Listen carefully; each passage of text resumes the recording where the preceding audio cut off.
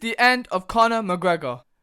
You see, I was really excited for UFC 257 because Conor put out this narrative that he was better than the Conor that beat Cerrone and that he was better than the Conor that beat Eddie Alvarez, and I was super excited to see this. But what an amazing lie that was.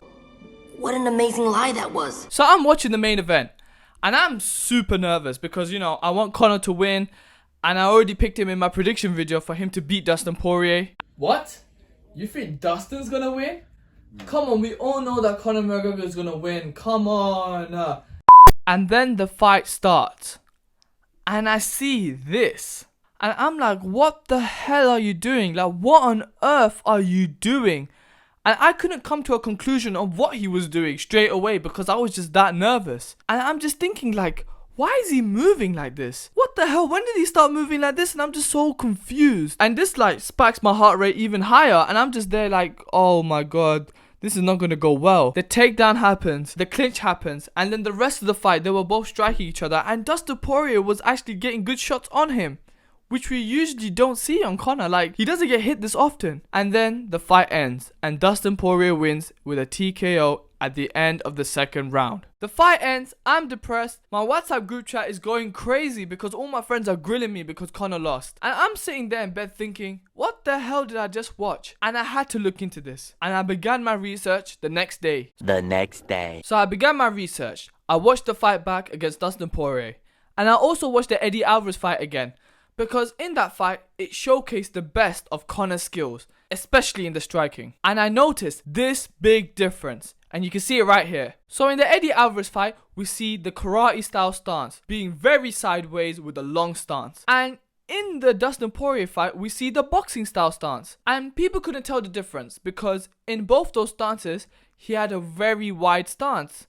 But there's a big difference because in the Dustin Poirier fight, he was more square, leaning a bit forward, putting his hands up, trying to parry off the punches. And this puts a lot of weight on the front leg, where if you compare it to the karate style stance, he was more sideways, giving that equal distribution on both legs, giving him the stability and the mobility to manage the distance. So the equal distribution on both legs really reinforces that back leg. And he didn't have this in the Dustin Poirier fight. Why? Because that boxing style stance just really put all that weight on the front leg. So his focus was just to move forward and that was it. Why is this back leg so important?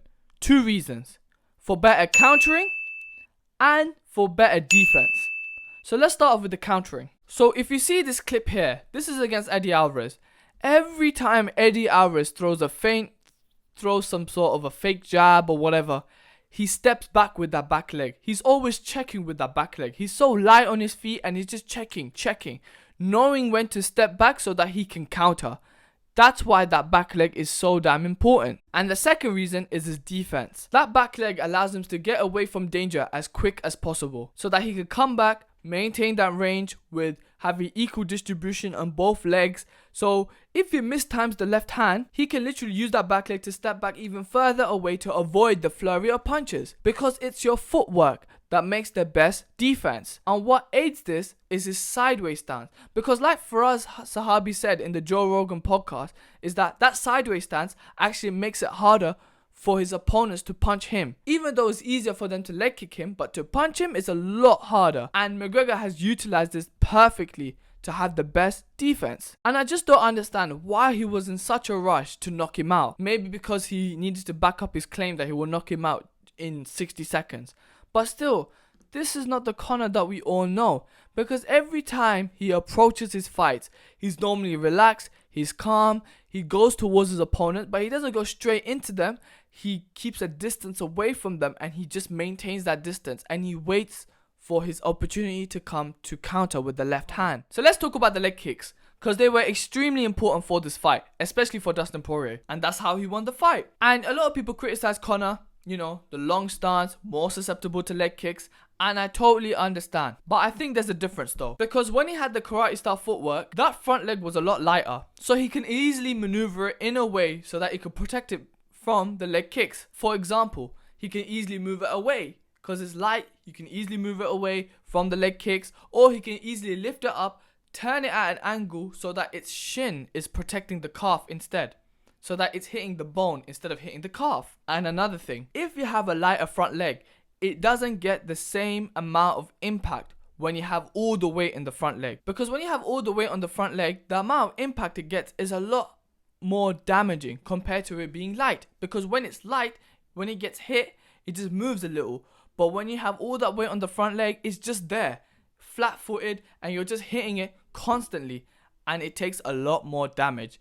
And that's what Conor suffered from. At the end of the day, this doesn't take away anything from Dustin Poirier. He had a great game plan, he executed it perfectly, and he shook the world by beating Conor McGregor. Because he knew that Conor was looking past him to go off to boxing to fight Manny Pacquiao, because they both had the same southpaw style. So he wanted to practice off with Dustin first, thinking Dustin was easy. But no, Dustin was having none of it, and he beats him in the second round with a TKO. And nothing but respect for Dustin Poirier.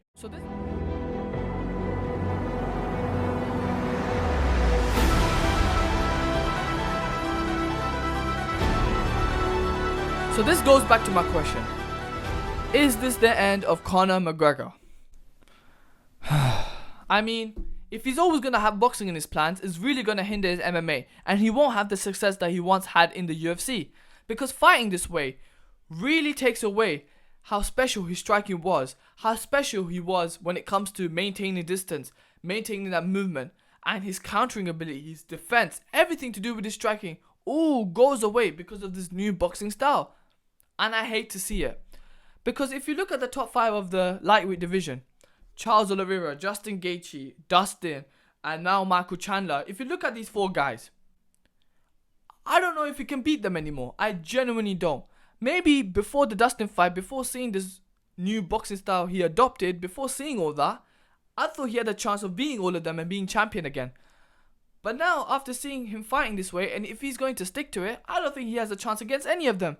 Like, if you take Justin Gaethje, for example, I thought he would easily beat Justin Gaethje, and I thought Firas would think the same way. But with Justin Gaethje, he's kind of like Dustin as well. Because they both can last for 5 rounds, they could take a punch, and now that Conor, especially when you see in the Dustin fight, where he gets hit a lot more, if he gets hit by Justin Gaethje, oh my god, he's going to suffer. And if he keeps sticking to this boxing way, this may be the end of Conor McGregor, and I hate to see it. If Conor McGregor wants to become the champion of the lightweight division again, he really needs to revert back to his old ways, to bring magic back to the octagon and remind us how special his striking was back in the day. So yeah, please like, please comment on your thoughts on Conor and who he should fight next, and please hit the subscribe button right over here.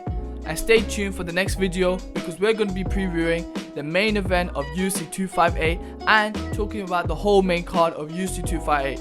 So please stay tuned for that and take care.